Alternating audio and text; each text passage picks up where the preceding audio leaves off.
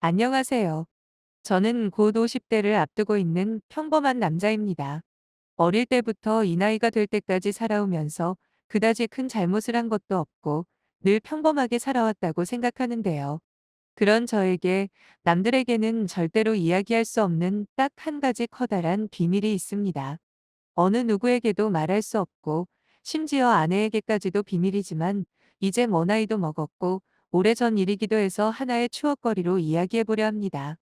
계속 저 혼자만 알고 살기에는 도저히 입이 근질근질해서 참을 수 없네요.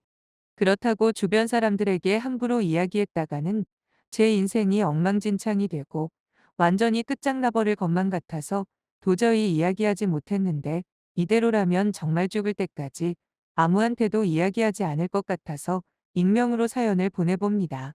약간 충격적일 수 있는 이야기지만 거짓 없이 진실만을 말씀드리도록 하겠습니다. 저는 25년 전에 결혼해서 지금까지 꾸준히 사랑을 지켜온 아름다운 아내가 있습니다. 아내는 예전부터 지금까지 정말 착하고 예쁘면서 매력적이기도 한 여자였어요. 저한테는 과분할 정도의 사람이었고 무엇 하나 빠질 것 없는 사람이었죠. 연애는 물론 결혼을 해서도 부부의 금술이 너무 좋았고 주변 사람들도 모두 보기 좋은 부부라면서 칭찬도 많이 들었습니다. 심지어는 밤에 궁합도 어마어마하게 잘 맞아서 결혼하자마자 예쁜 아이도 생겼습니다. 당시에 별다른 노력도 하지 않았는데 바로 천사 같은 아이가 생겼다는 말에 얼마나 행복하던지 지금 생각해도 저희 부부는 참 궁합이 좋았습니다. 장인어른은 일찍이 돌아가셨고 장모님만 계셨는데 장모님이 17살에 저의 아내를 낳았기 때문에 나이 차이가 별로 나지 않았습니다. 장모님이 관리를 잘해서 그런지 겉보기에도 그렇게 늙어 보이지 않고요. 제가 아내와 8살 차이기 때문에 장모님과도 위로 9살 차이밖에 나지 않습니다. 이 정도면 장모님보다는 누나라는 말이 어울릴 정도라니까요. 장모님은 나이도 젊은 편이었고 아내처럼 미인이었습니다.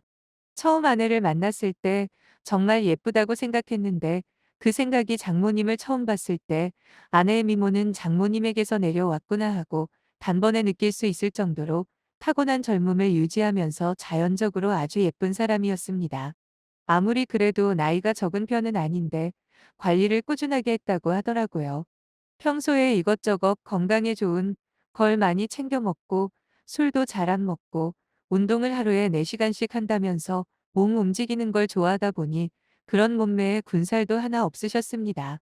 혼자 사는 미망인이고 젊고 아름답다 보니 동네 아저씨들이 우리 장모님하고 한번 놀고 싶어서 껄떡거리는 사람이 한두 명이 아니었습니다. 공원에 놀러 갔다가 옆에 벤치에서 저희 장모님 이야기하는 것도 실제로 들은 적 있으니 말입니다. 하지만 장모님은 재혼은 물론이고 남자 만날 생각 자체가 없어 보였습니다. 먼저 돌아가신 장인어른을 그리워해서 그러는 건지 다른 이유가 있는 건지 알 수 없었어요. 원래 성격이 그렇게 밝은 편도 아니라서 동네 아저씨들하고도 어울리지 않더라고요. 그런 장모를 보면서 저는 한편으로는 참 안쓰러운 마음이 들었습니다. 젊은 나이에 장인과 사별한 것도 슬프고 답답할 텐데 다른 사람을 만나지도 않고 지금까지 혼자서 지내는 게 얼마나 힘들었을지 상상할 수 없었어요. 그렇기 때문에 아내가 저와 결혼하기 전에 제게 시집 가버리면 혼자 남게 될 장모님이 불쌍해서 안 될 것 같다고 이야기했고 그런 아내를 위해 저는 평생 장모님을 제가 모시고 살겠다고 대답을 했습니다. 아내가 예쁘면 처가 기둥에 절이라도 한다는 말처럼 기쁜 마음으로 장모님과 함께 살았어요. 처음부터 딱히 그게 불편할 거라고 생각하지 않았습니다. 마음의 준비도 항상 했고 다짐도 여러 번 했지요.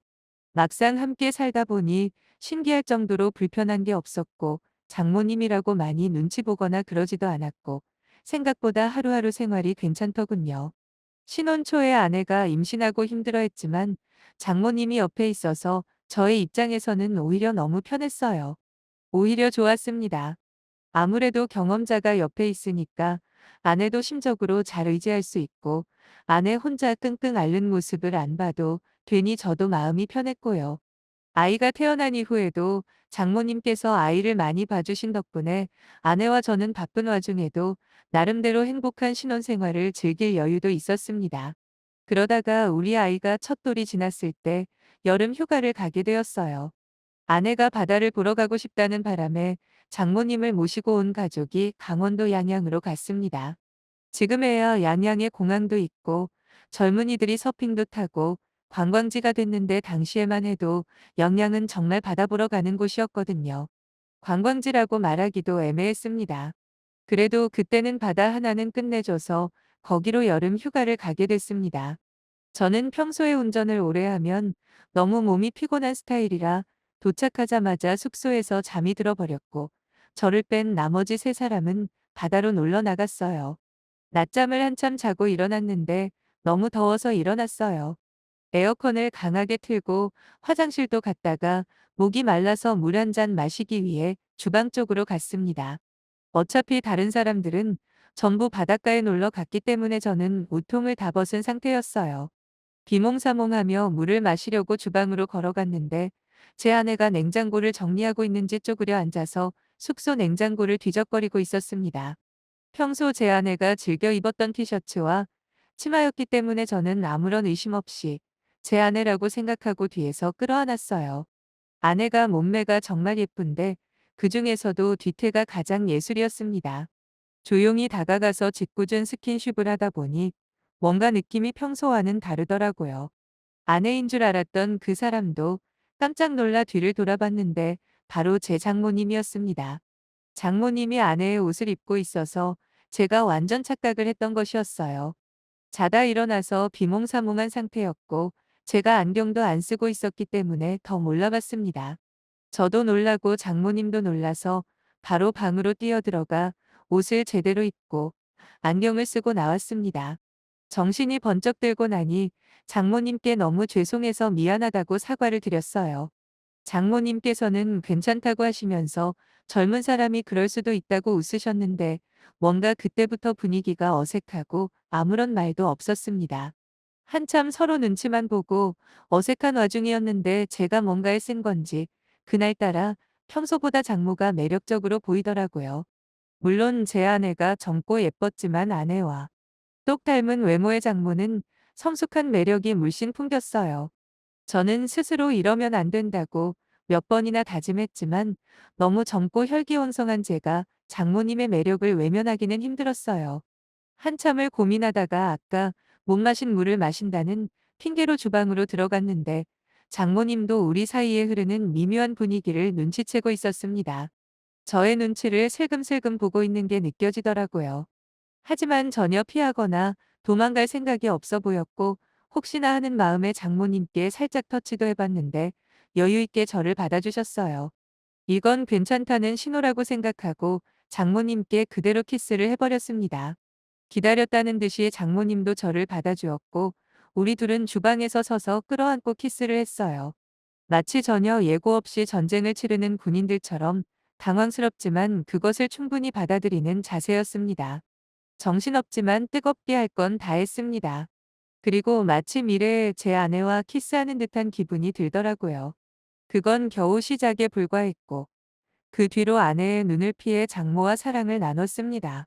정확하게 이야기하면 제가 사랑하는 사람은 오직 아내뿐이었고 장모님에게 느낀 감정은 호기심과 더 많은 자극뿐이었어요. 제 아내와 비슷하지만 또 한편으로는 제 아내와 다른 그런 게 있습니다. 아주 짜릿하고 묘한 감정이었습니다. 하지만 같은 집에 사는 사람끼리 불꽃이 튀기 시작하자 멈출 수가 없었습니다. 강원도 휴양지에서 시작된 우리들의 분류는 그 뒤로도 거의 5년 가까이 이어졌고 제 아내가 둘째를 낳고 저도 나이가 들어 슬슬 체력이 떨어질 때쯤이 돼서야 간신히 우리 둘 다 정신을 차릴 수 있었어요. 저와 장모는 더 이상 이렇게 살다가는 가정이 파탄나고 말 거라는 걸 직감적으로 느낄 수 있었고 너무 늦지 않게 서로 간의 감정을 정리하기로 했습니다. 아내에게는 미안하지만 그때도 지금도 전혀 눈치 못 채고 있어요. 장모는 신기하게도 아내와 닮은 구석이 너무 많았습니다. 외모는 물론이고 목소리도 비슷하고 말투도 비슷하고 심지어 사랑을 나눌 때 내는 소리도 비슷합니다. 사소한 버릇 하나하나 똑 닮았기 때문에 눈을 감고 있으면 누가 누군지 구별하기 힘들 정도였어요. 그래서 더 이런 관계에 거부감이 생기지 않았고 다른 여자도 아닌 바로 제 장모였기 때문에 죄책감 없이 즐길 수 있었습니다. 하지만 뭔가 묘한 이상한 기분은 계속 들었습니다. 지금은 마지막으로 장모와 사랑을 나눈 지 10년도 더 시간이 지나버렸고, 제 장모님은 몇 년 전 지병을 앓다가 먼저 돌아가셨습니다. 장모님이 돌아가시는 그 순간까지 아내에게는 철저하게 비밀을 지켰어요. 우리 아내가 그때의 장모보다도 나이가 조금 더 많아졌습니다. 요즘도 아내와 저는 왕성하게 사랑을 하고 있고, 아내와 키스를 하고 사랑을 나눌 때면 돌아가신 장모와 똑 닮았다는 생각을 지울 수 없습니다. 아내를 보면서 장모님을 그리워하는 제 자신이 우습게 보일 수도 있지만, 이런 기분이 들 수 있다는 것을 이해해 주셨으면 좋겠습니다. 그리고 제 죄책감 때문인지 가끔은 장모가 제 꿈에 나올 때가 있습니다. 평생 아내를 속였다는 마음에 미안하기도 하지만, 외로워하는 장모님을 행복하게 만들어줄 수 있어서 한편으로는 남자로서 뿌듯하고 기분이 좋기도 합니다. 하지만 아내가 이 모든 사실을 알게 되면 받게 될 충격이 너무나 두려워서 저는 도저히 아내에게 사실대로 이야기할 수 없습니다. 세상에서 장모님과 저의 관계를 아는 사람은 오직 저뿐입니다. 제가 죽는 날까지 아내에게는 비밀로 할 것이고, 미안한 마음만큼 더 사랑해주겠습니다. 두 명을 사랑했던 제 마음은 이제 온전히 제 아내 것입니다. 제 이야기를 들으신 분들은 막장 집안이라 생각하겠지만, 적어도 저는 밖에서 다른 여자를 만나서 바람을 피우는 놈들보다는 제가 낫다고 생각해요. 끝까지 비밀 잘 지키고 행복한 결혼 생활을 할 것입니다.